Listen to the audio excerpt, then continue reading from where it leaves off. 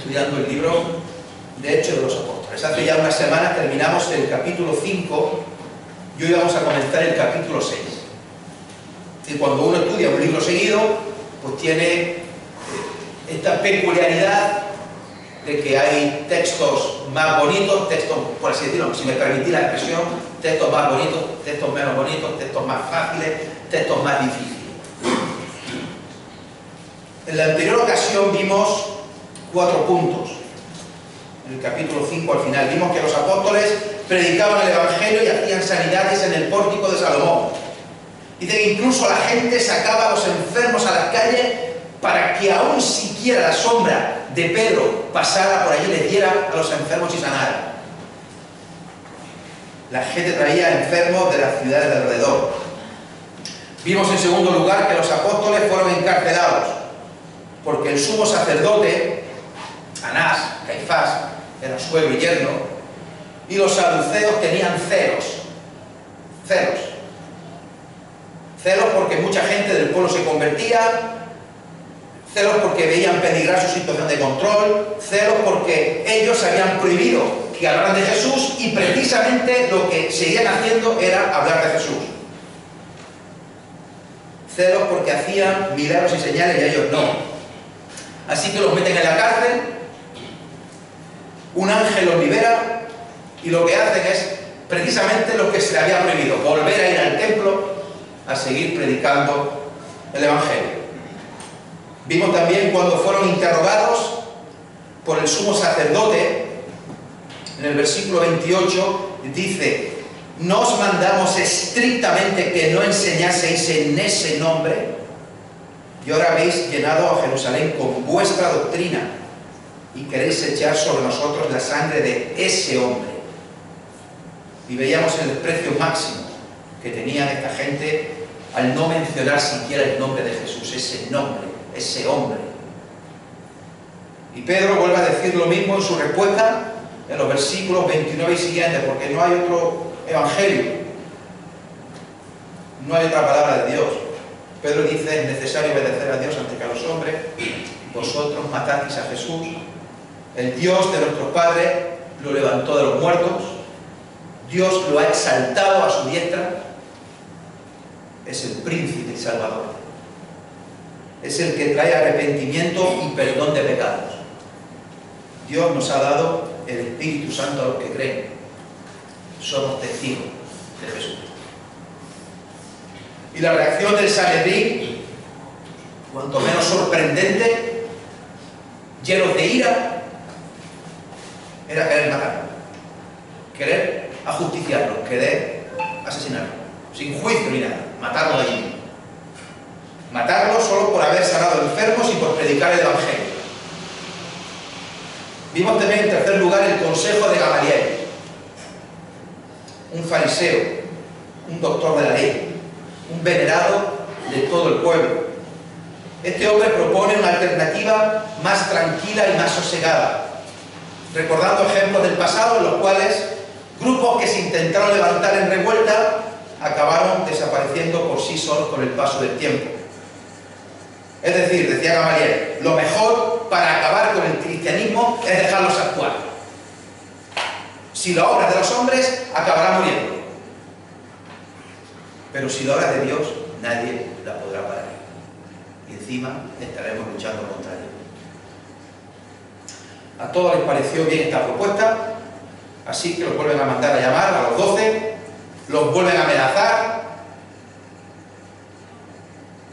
les descubren la parte de arriba del cuerpo a cada uno y les azotan, posiblemente con el número máximo de azotes permitido por ley. 39 azotes a cada uno, 26 azotes en la espalda y 13 en el pecho, con una vara o un látigo hecho de piel de becerro. Y los vuelven a soltar, prohibiéndoles de nuevo estrictamente que no prediquen el Evangelio. Y veíamos en cuarto lugar el resultado final.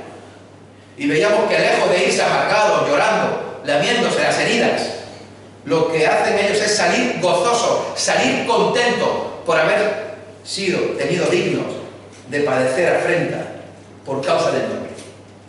¿Y qué hacían precisamente todos los días? Ir al templo y seguir predicando el Evangelio. No cesaban de enseñar y de predicar a Jesucristo. Es decir, te muelen a palo,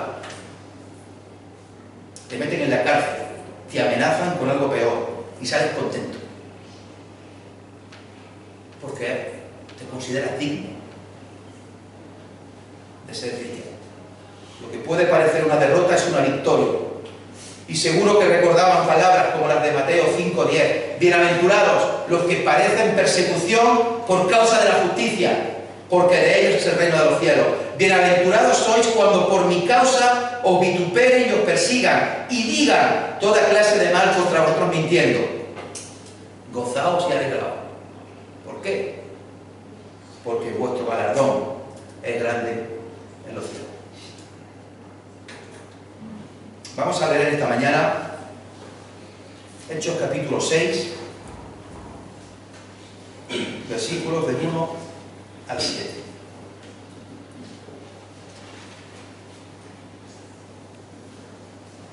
Hechos 6, del 1 al 7.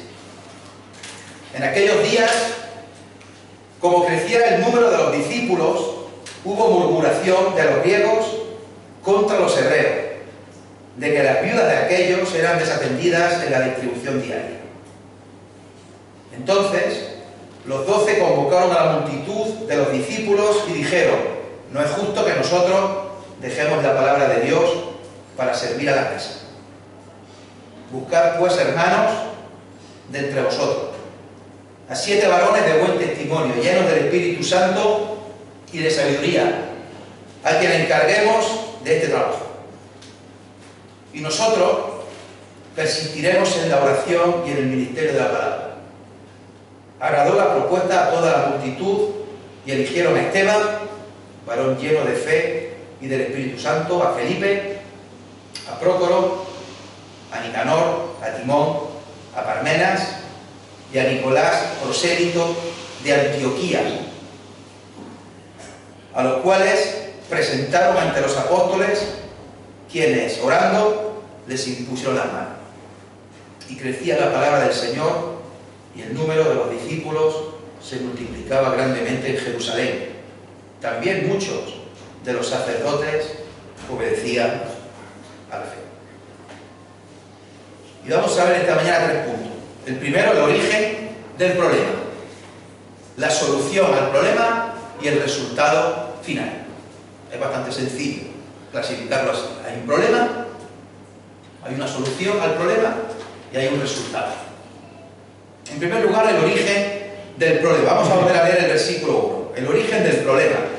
En aquellos días, como creciera el número de los discípulos, hubo murmuración de los griegos contra los hebreos, de que las viudas de aquellos eran desatendidas en la distribución diaria. Pues resulta que la iglesia de Jerusalén empieza a crecer en número. Son cada vez más y más y más. No sabemos el número exacto, pero eran miles de creyentes ya. Posiblemente cerca o pasaran 20.000 creyentes. 20.000 personas formaban la iglesia de Jerusalén. Y con el crecimiento vienen los problemas. No estoy diciendo que el problema venga porque la iglesia sea más grande. No. Estoy diciendo que el problema viene como consecuencia de que la iglesia se ha vuelto mucho más grande. Y hacía falta más organización. No es lo mismo organizar esta iglesia con 50, 60 miembros que organizar una iglesia con 20.000 personas. El caso, hermanos, es que los problemas en la iglesia siempre los ha habido, los hay y los habrá. Y los que hayan estado muchos años en el liderazgo de una iglesia lo saben mejor todavía. Hay problemas dentro de la iglesia y hay problemas fuera de la iglesia. Aquí en Hechos de los Apóstoles ya hemos visto los problemas de fuera. Lo hemos recordado. Problemas con las autoridades. Prohibiciones de predicar el Evangelio. Amenazas, látigos, cárcel. También hemos visto problemas dentro de la iglesia. Si os acordáis, vimos el problema de Ananías y Zafira. 2 creyentes que engañaron a Dios y murieron de forma dramática y repentina, y vino miedo a la iglesia. Y ahora nos encontramos con problemas de viudas desatendidas y problemas de murmuración dentro de la iglesia. Y estamos hablando de creyentes,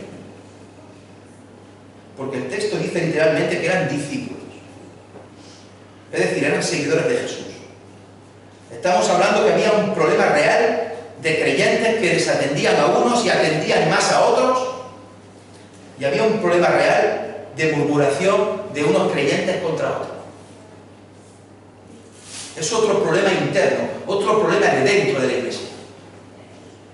Y tristemente es un problema que se sigue dando en las iglesias. Gente desatendida o gente que se puede sentir desatendida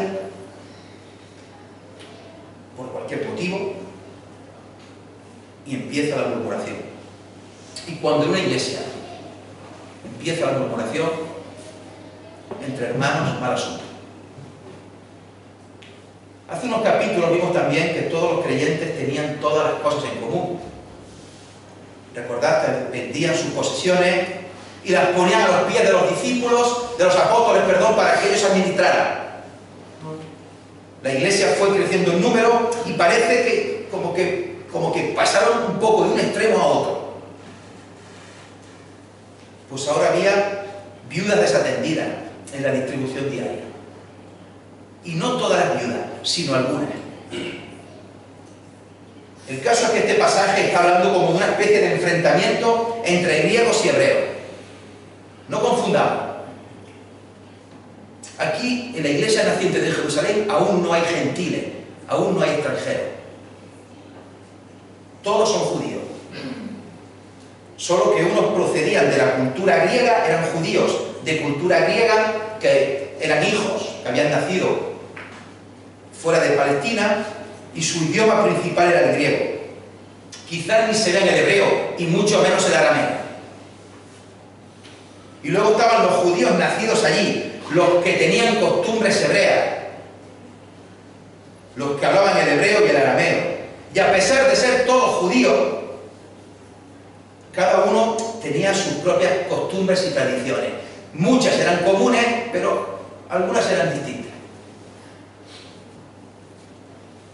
Y ni que decir tiene que los judíos hebreos, los de nacimiento, se consideraban mejor que los otros.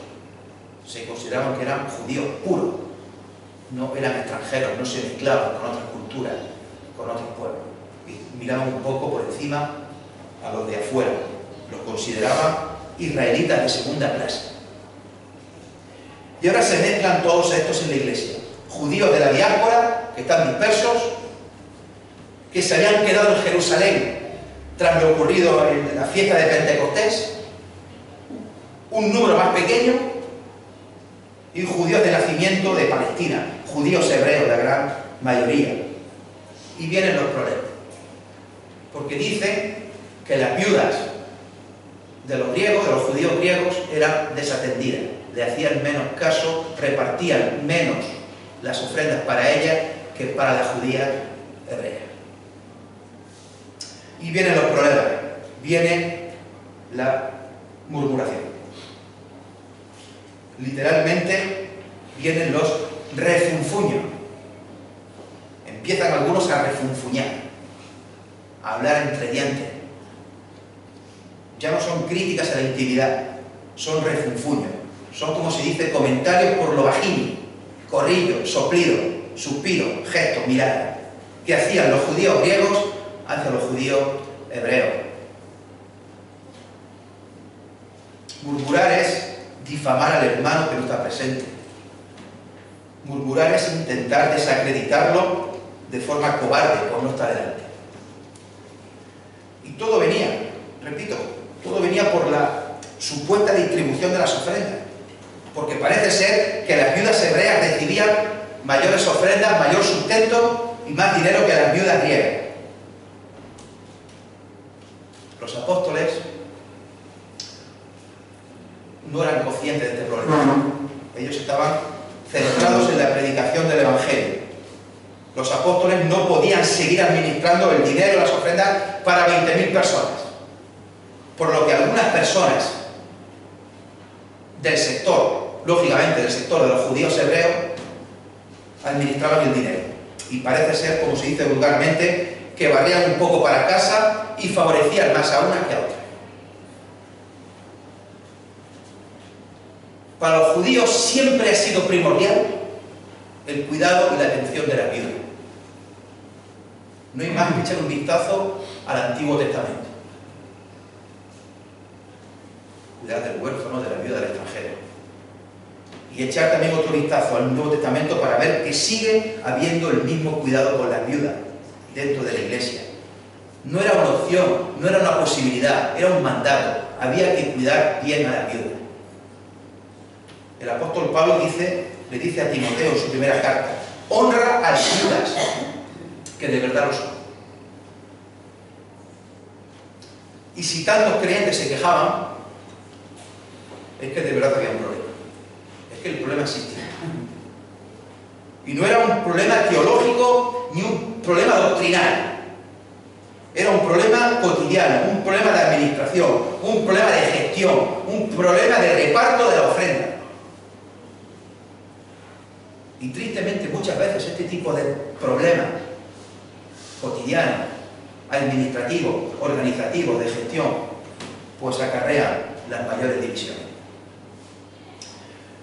Este problema seguramente se habría acabado si estos creyentes griegos hubieran ido a los apóstoles a decírselo. Pero en lugar de eso se ponen a murmurar, a refunfuñar, a descalificar, a hablar entre dientes, a difamar. Muchos dicen que el pecado de la murmuración es como la carcoma que se come el árbol por dentro. Años después, Santiago, el hermano de Jesús, apodado Santiago el Justo, anciano de la iglesia de Jerusalén, haría mucho hincapié en evitar la murmuración. Así, por ejemplo, en Santiago 4:11: hermanos, no murmuréis los unos de los otros. El que murmura del hermano y juzga a su hermano, murmura de la ley y juzga a la ley. Así pues, en primer lugar, tenemos el origen del problema. Unas viudas judías, griegas, que realmente estaban siendo desatendidas en favor de otras viudas judías hebreas. Y una murmuración de unos hermanos contra otros como consecuencia de los de. Una vez ya identificado el problema, pasamos al segundo punto: la solución al problema. Versículos 2 al 6. Vamos a volver a leer. Entonces los 12 convocaron a la multitud de los discípulos y dijeron: no es justo que nosotros dejemos la palabra de Dios para servir a las mesas. Buscad pues, hermanos, entre vosotros a 7 varones de buen testimonio, llenos del Espíritu Santo y de sabiduría, a quienes se encarguemos de este trabajo. Y nosotros persistiremos en la oración y en el ministerio de la palabra. Agradó la propuesta a toda la multitud y eligieron a Esteban, varón lleno de fe y del Espíritu Santo, a Felipe, a Prócoro, a Nicanor, a Timón, a Parmenas y a Nicolás, prosélito de Antioquía, a los cuales presentaron ante los apóstoles, quienes orando les impusieron las manos. Dentro de este punto vamos a ver 3 subapartados. En primer lugar, los 12 apóstoles convocan a toda la iglesia. Es un detalle importante. El problema tenía que ser informado a la iglesia y toda la iglesia tenía que participar en este asunto.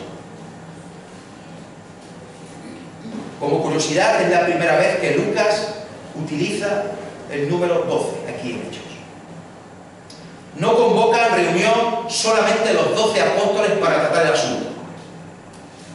No convocan los 12 apóstoles a los cabezas de familia para tratar el asunto. No convocan los 12 solamente a los varones para tratar el asunto. Los 12 convocan a toda la iglesia para tratar el asunto. Y la convocan de inmediato. El problema tenía que resolverse ya. No podía esperar. Toda la iglesia de inmediato.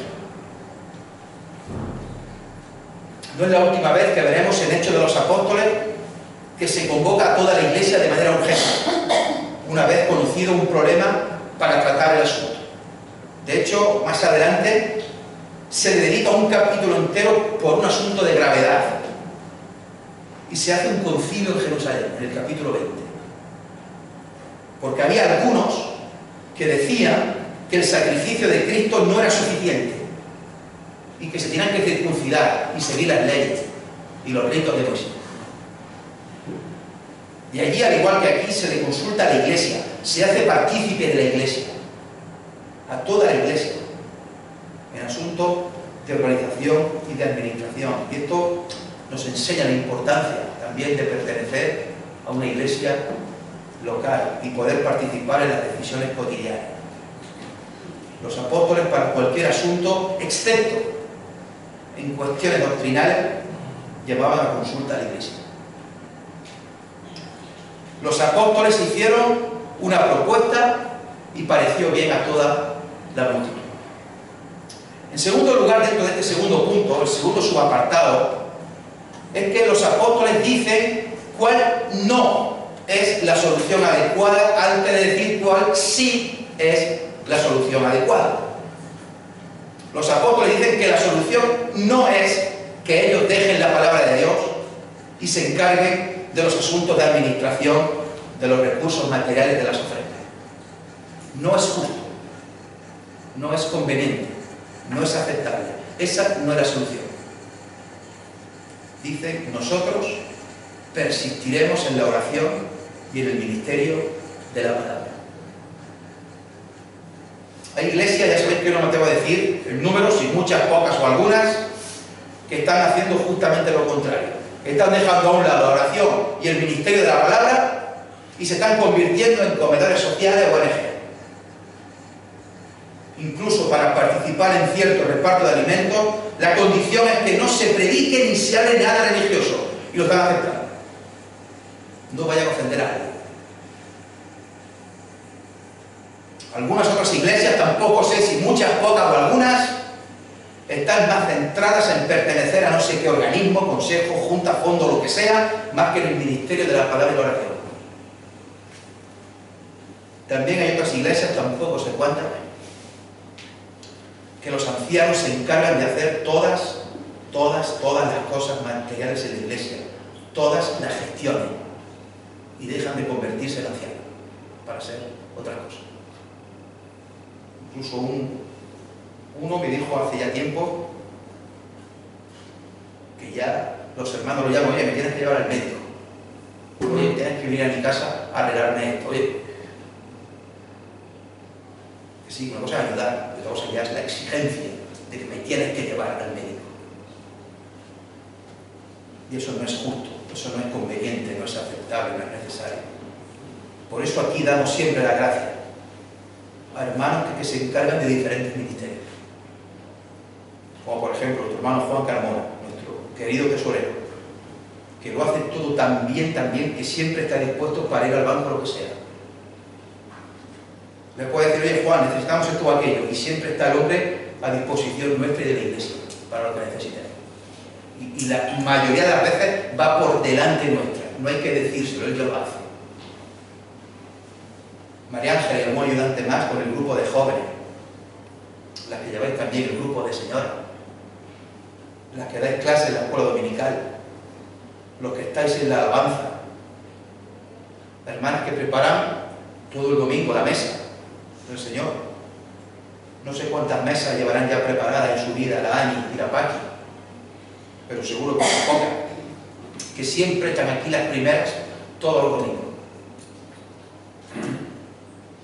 Y el chico, claro, que viene con ellas atrás y siempre aparca en toda la puerta. Que siempre digo, chico, qué suerte tiene de aparcar en toda la puerta el primero. Y siempre me dice, claro, es que vengo una hora antes. Estoy aquí una hora antes. Claro, que aparcar la puerta. Hermanos que limpian el local, que está tan bien, tan bonito, tan precioso. Hermanos que si hay una avería, lo que sea, pues se encargan. Nuestras mujeres, las mujeres de los ancianos, que nos dejan tiempo para estudiar y preparar las predicaciones, mientras ellas se encargan de otras cosas de la casa. Los ancianos que han estado 8 años estudiando en un seminario. 8 años estudiando en un seminario, se dice pronto. Hermanos están aquí sentados, que durante mucho tiempo cogían una caja roja y en el paseo se subían y predicaban el Evangelio. Que yo una vez lo veía y decía, madre mía, qué valiente. Hermanos que, por cierto, ya nos han manifestado la intención de seguir predicando el Evangelio y que la Iglesia le ayudemos. Hermanos, necesitamos de hermanos que se sigan ofreciendo para trabajar y que se ofrezcan a ayudar en la Iglesia. No es ayudarme a mí, ni ayudar a Juan, ni ayudar a Juan Pablo. No se trata de que me ayudes a mí, porque la Iglesia no es mía, sino que la Iglesia es de Cristo. Es ponerte al servicio de los demás para la gloria de Dios. Es decirnos a los ancianos, mira, aquí estoy, aquí me tienes para lo que podáis necesitar. Los apóstoles le dieron importancia al asunto. Las viudas griegas tenían que ser atendidas y tenían que ser bien atendidas. Y había que terminar con la murmuración ya. Pero la cuestión de la oración y el ministerio de la palabra estaba por encima. Era lo primordial. Algo que no se podía dejar de lado. No podía haber nada que los distrajera o les quitara la concentración. Y las dos van juntas, oración y ministerio de la palabra. Ministerio de la palabra y oración. De aquí en adelante, desde Hechos hasta Apocalipsis, veremos que no ha habido hombre que predique con más afán y que ore más que el apóstol Pablo. Es un ejemplo de compromiso con el Evangelio. En cuanto a la oración, por ejemplo, dice en muchísimas ocasiones en sus cartas a la iglesia en Roma, Romanos 1:9, porque testigo me es Dios, a quien sirvo en mi espíritu en el Evangelio de su Hijo, de que sin cesar hago mención de vosotros siempre en mis oraciones. A la iglesia en Éfeso, Efesios 1:16, no ceso de dar gracias por vosotros, haciendo memoria de vosotros en mis oraciones. Iglesia en Filipo, Filipenses 1:3 y 4, doy gracias a mi Dios siempre que me acuerdo de vosotros, siempre en todas mis oraciones, rogando con gozo por todos vosotros, por vuestra comunión en el Evangelio, desde el primer día hasta ahora. A la iglesia en Colosenses 1:9, por lo cual también nosotros, desde el día que lo oímos, no cesamos de orar por vosotros y de pedir que seáis llenos del conocimiento de su voluntad, en toda sabiduría e inteligencia espiritual. En todos los casos, del capítulo 1, es cuando ya está orando sin cesar, orando por los hermanos. En cuanto a la predicación de la palabra, tampoco ha habido nadie que predique tanto desde ahora hasta el final. Hechos 19, 9, 10. Y lo veremos a lo largo del libro de Hechos. Pero sí, por ejemplo, Hechos 19, 9. Pero endureciéndose alguno y no creyendo, maldiciendo el camino delante de la multitud, se apartó Pablo de ellos y separó a los discípulos, discutiendo cada día en la escuela de uno llamado Tirano. Así continuó por espacio de 2 años, de manera que todos los que habitan en Asia, judíos y griegos, oyeron la palabra del Señor Jesús. Hechos 20, 18. Vosotros sabéis cómo me he comportado entre vosotros todo el tiempo, desde el primer día que entré en Asia, sirviendo al Señor con toda humildad y con muchas lágrimas y pruebas que me han venido por las asechanzas de los judíos, y como nada que fuese útil he rehuido de anunciaros y enseñaros públicamente y por las casas, testificando a judíos y a gentiles acerca del arrepentimiento para con Dios y de la fe en nuestro Señor Jesucristo. Las últimas palabras del libro de Hechos, Hechos 28, 30 y 31, dice ahí que Pablo permaneció 2 años enteros en una casa alquilada y recibía a todos los que a él venían, predicando el reino de Dios y enseñando acerca del Señor Jesucristo, abiertamente y sin impedimento. Ni que decir tiene que el mayor ejemplo de oración y el mayor ejemplo de predicación del reino de los cielos que ha habido jamás ha sido el Señor Jesucristo. Pero quería hacer énfasis desde aquí, desde Hechos 6 en adelante, ya con iglesias formadas, constituidas. El tercer subapartado dentro de este segundo punto, y es que ya por fin sí vamos a ver cuál es la solución. Una vez visto que llaman a toda la iglesia y una vez vista cuál no es la solución. La solución no es que nosotros nos encarguemos de eso. La solución no es que los apóstoles se encarguen de la meditación, sino que ellos tienen que seguir con la predicación y la oración. La solución es buscar a 7 hermanos varones de buen testimonio, llenos del Espíritu Santo y de sabiduría, y les encargaremos este trabajo. La palabra buscar significa supervisar, observar, vigilar. Y los apóstoles les indican que estos 7 tienen que cumplir 5 requisitos. 1, que sean hombres. Dios en su palabra dice que sean hombres los que dirijan la iglesia, que sean hombres tanto ancianos como diáconos, si los tuviera que haber.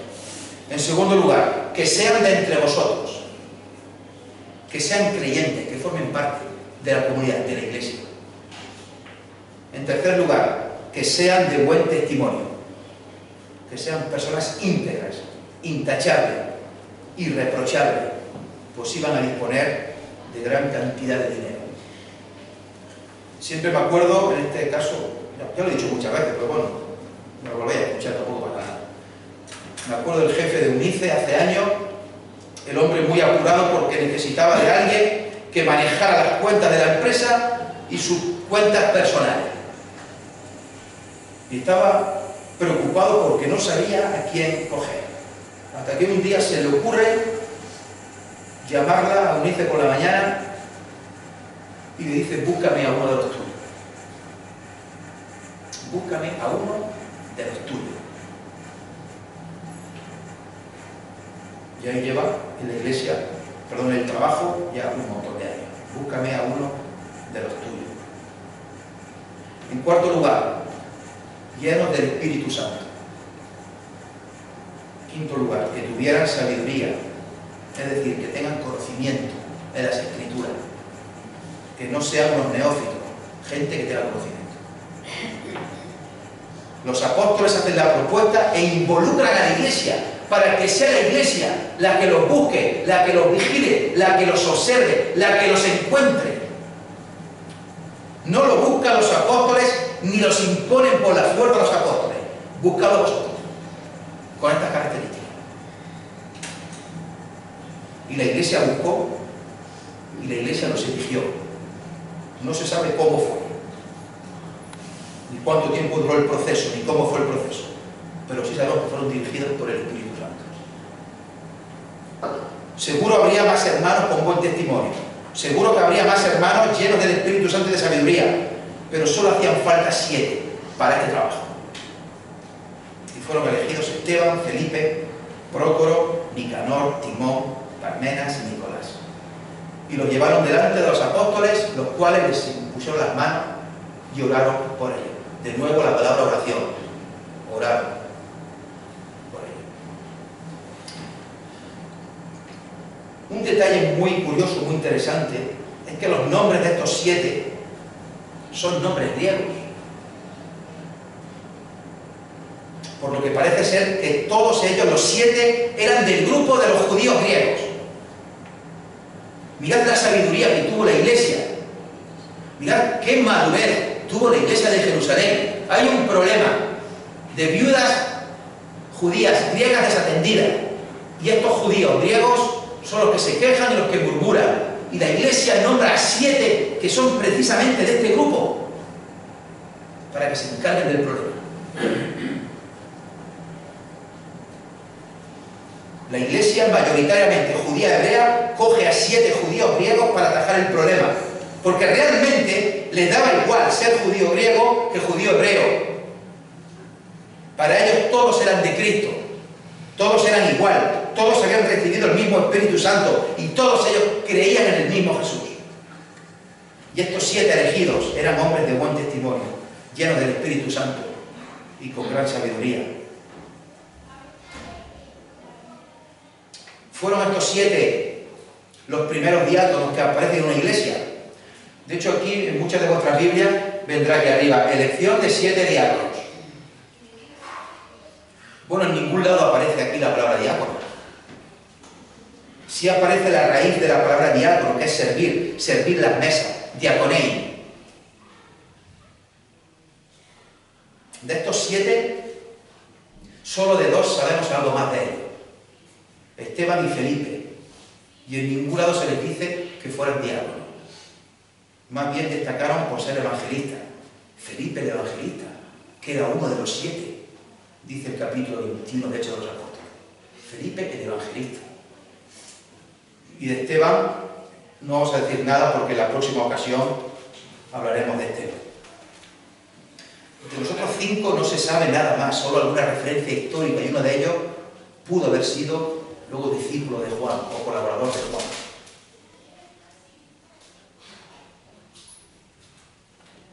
El libro de Hechos de los Apóstoles mencionará más adelante a ancianos, pero nunca menciona a diáconos.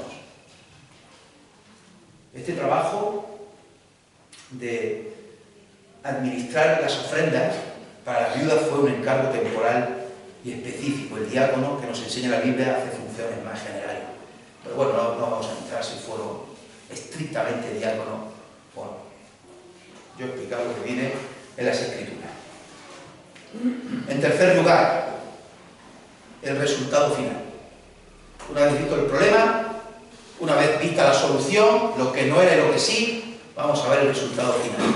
Versículo 7. Y crecía la palabra del Señor, y el número de los discípulos se multiplicaba grandemente en Jerusalén. También muchos de los sacerdotes obedecían a la fe. Con esta organización que se hizo, eligiendo a los 7, permitió a los apóstoles seguir dedicándose a la oración y al ministerio de la palabra, y evitó que se produjera una división mayor. Crecía la palabra. Los creyentes se multiplicaban grandemente. Incluso sacerdotes, muchos sacerdotes, se estaban convirtiendo al Evangelio. En Jerusalén había 4 órdenes de sacerdotes generales, que eran el escalón más bajo de los sacerdotes. 4 órdenes. Cada orden formada por 5.000 sacerdotes. En total, 20.000 sacerdotes generales servían en el templo. Y muchos se estaban convirtiendo al Evangelio. Quizá también algunos de más alta clase sacerdotal. Hermanos, no podemos dejar de insistir en el énfasis que se le da a la palabra de Dios. O sea, cuando decimos nosotros que nuestro énfasis principal es la palabra de Dios, no es porque me lo estoy inventando o porque a mí me parezca, no, es que esta es la palabra de Dios. Es porque lo vemos aquí, el énfasis, la importancia de la palabra de Dios. Es lo primero y lo más importante para nosotros, como lo fue para los apóstoles que hemos visto. Y predicar la palabra es algo, como siempre decimos, no se negocia, no se discute, no se quita, no se recorta, no se añade, no se suaviza, no se endulza, no se relativiza. La exposición bíblica y la predicación del Evangelio debe ser una seña de identidad de cualquier iglesia, que se considere fiel y digna. Y es algo que está por encima de todo. Porque, hermanos, si desde aquí, desde el púlpito, no se habla y no se enseña bien la palabra de Dios, todo lo que se haga estará mal. Como cuando haces un problema matemático y te equivocas solamente en empezar en un signo. Ese signo te va a arrastrar todo el resto del problema. Si no se enseña bien la palabra de Dios en la iglesia, todo lo que se haga después estarán mal. Énfasis en la palabra de Dios. También ponemos énfasis en la oración. Y tenemos nuestro culto de oración los jueves, que tristemente viene poca gente. Y nos gustaría que viniera más, porque la oración también es importante en la iglesia. Hermanos, para terminar, a modo de conclusión, ¿alguien dijo alguna vez que los cristianos dejan de ser cristianos cuando se organizan? Repito la frase. Los cristianos dejan de ser cristianos cuando se organizan. Unos defienden una estructura súper rígida en la iglesia, con niveles, escalones, con juntas, comités, subcomités. Y no cambian nada nuevo porque es difícil de cambiar. Además dicen, esto se ha hecho así toda la vida. Otros dicen que no tiene que haber absolutamente nada de organización, nada. Y dejar que el Espíritu Santo fluya en la iglesia. Unas iglesias nombran ancianos cada 4 años, como si fueran elecciones presidenciales, y para que salgas elegido o reelegido, te deben de votar el 75% de los miembros. Incluso si hay votos en blanco, se reparten entre los candidatos, o te suma o te resta. Otros nombran anciano de otra manera, y algunos creen que el cargo de anciano es vitalicio, de por vida. Haga lo que haga, pase lo que pase, yo soy de por vida. Unos creen que Cristo y la Biblia están de acuerdo con su postura, y otros creen también que el mismo Cristo y la misma Biblia está de acuerdo con su postura. Como suele ocurrir con todos los polos opuestos, suelen estar equivocados, ni un extremo ni otro. Una iglesia está formada por creyentes y por supuesto tiene y tenemos una organización. En la iglesia tiene que haber orden y organización. Y nunca deberíamos olvidar estas 4 cosas. Nunca deberíamos olvidar estas 4 cosas. Primero, la cabeza de la iglesia es Cristo, solo Cristo. Y nada más que Cristo. Y todos nos sujetamos a Él. En segundo lugar, el Espíritu Santo actúa en las vidas de las personas y de la iglesia. En tercer lugar, la palabra de Dios, norma suprema de fe y conducta. Nos regimos según lo que diga la palabra de Dios. En cuarto lugar, es necesaria una organización y una estructura para funcionar. Hay unos ancianos, hay unos trabajos que realizar, hay unos oficios, hay unos ministerios, hay unos dones. Los dones llevan a ejercer un ministerio, pero el oficio de la iglesia es el de anciano y el de diácono, si lo hay. Pero el orden es ese: Cristo, Espíritu Santo, palabra de Dios y organización siguiendo lo que dice la palabra. La iglesia de Jerusalén tuvo este problema serio en el cuarto escalón. Ellos tenían a Cristo como cabeza. Ellos tenían el Espíritu Santo. Ellos perseveraban en la doctrina, pero hubo un fallo de organización. Unas ayudas eran desatendidas. Y por eso recibieron indicaciones sobre cómo se tenía que hacer y se acabó el problema. Pero no era conveniente que los apóstoles dejaran el ministerio de la palabra y la oración para encargarse de los asuntos. Por eso buscaron a estos 7 hermanos. En este pasaje hemos visto que Satanás anda como león rugiente, buscando a quien devorar. Satanás ya es la tercera estrategia que utiliza para acabar con el crecimiento de la iglesia. Primer lugar, primer ataque, con persecución, con amenazas, con intimidación, con azotes, con cárcel. No tuvo efecto. La iglesia se multiplicaba mucho más. Caso de Ananías y Zafira, que trajo miedo, trajo temor a la iglesia. No tuvo efecto. En tercer lugar, desatención y sobre todo murmuración, refunfuñar. Tampoco tuvo efecto. No tiene efecto nada de lo que haga el diablo porque la iglesia es de Cristo y nada la puede detener. Yo edificaré mi iglesia, dice el Señor Jesús. Hermanos, problemas puede haber. Podemos desatender a alguien. Alguien se puede sentir desatendido.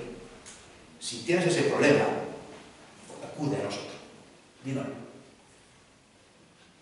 Si ves que te afecta a ti o si ves que afecta a otro hermano. Pero cuidado con la murmuración, hermano. Es algo muy peligroso y tenemos que evitar a toda costa. Que Él sea la gloria. Amén. Señor y Padre, le damos gracias por tu palabra, porque es preciosa, es útil, es inspirada por ti y es nuestra norma suprema de fe y de conducta. Y gracias, Padre, por mostrarnos, Señor, a las iglesias tal y como son, con sus virtudes, con sus problemas y con sus defectos. Ya vimos, Señor, el jueves pasado la iglesia de Éfeso, y hoy estamos viendo un poco también, y seguiremos viendo la iglesia naciente en Jerusalén. Una iglesia formada por miles de personas, una iglesia preciosa, pero que no estaba exenta de problemas y de ataques de fuera y de dentro. Gracias, Padre, por la supervisión de los apóstoles, gracias, Padre, por la supervisión del Espíritu Santo y gracias, Padre, porque la iglesia es de Cristo y nada puede detener que Él la siga edificando. Queremos, Señor, que nos siga ayudando, que nos siga bendiciendo, que nos aparte de los peligros que puedan venir de fuera y especialmente, Señor, de los peligros que puedan venir de dentro. Apártanos, Señor, de la murmuración que tanto daño hace y que tan mala es para el bien de la iglesia. Gracias, Padre, por los hermanos que formamos la iglesia. Gracias, Padre, por la cantidad de hermanos que ayudan, que ayudamos en muchísimas cosas. Antes he mencionado algunos ministerios, pero hay más ministerios. De hermanos que se ofrecen para ayudar en lo que sea. Gracias, Padre, porque sabemos que no es para nuestra vanagloria ni es para el bien nuestro, por así decirlo, es para el otro. Es para ayudar a los demás, para servir en la iglesia a los demás y sobre todo para darte la gloria y la honra que tú solamente mereces.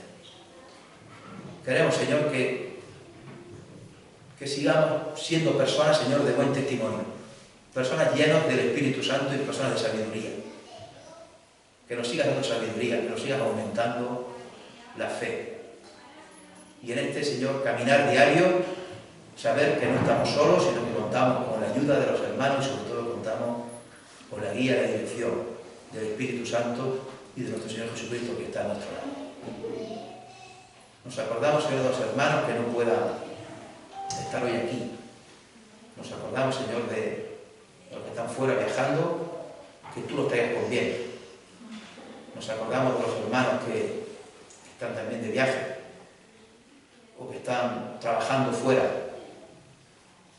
los que están enfermos, los que van a ser también intervenidos dentro de pocos días. Y especialmente, Señor, seguimos acordándonos por nuestro querido hermano Hamlet, Señor, que tú le sigas ayudando, le sigas bendiciendo y sobre todo, Señor, que tú le sigas consolando, dando paz y dando ánimo. Queremos, Señor, que reciba toda la gloria, todo el honor y todo el imperio por todos los siglos. Amén.